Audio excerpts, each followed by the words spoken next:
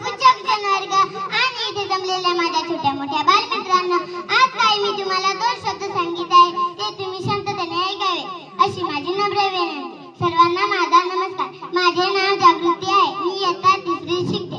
15 August 1947 रोजी भारताचा इतिहास सुवर्णाक्षरांनी लिहिला गेला.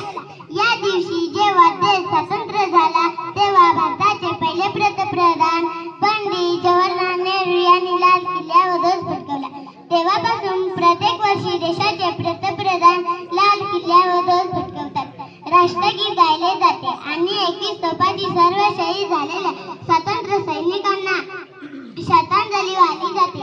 देशाचे पंतप्रधान आपल्या भाषणाद्वारे देशवासियांना संबोधित करतात आणि भारतीय लष्कर आपला पवार शो आणि परेड मार्च करते.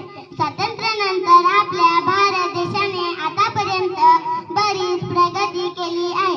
15 ऑगस्ट या स्वातंत्र्य दिनी सर्व या ठिकाणी ध्वज फडकवला जातो. या दिवशी सरकारी सुट्टी असते. ठिकठिकाणी ध्वजारोहण केले जाते.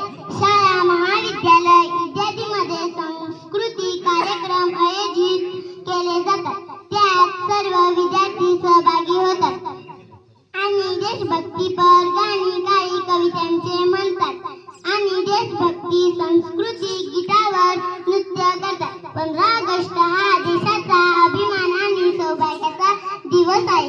उत्सव म्हणजे हृदयात नवीन ऊर्जा, नवीन आशा, उत्साह आणि आठवण करून देतो की हे स्वातंत्र्य मिळवण्यासाठी देशाने किती त्याग केले आहेत, ज्याचे संरक्षण आपल्याला कोणत्याही किमतीत करायचे आहे.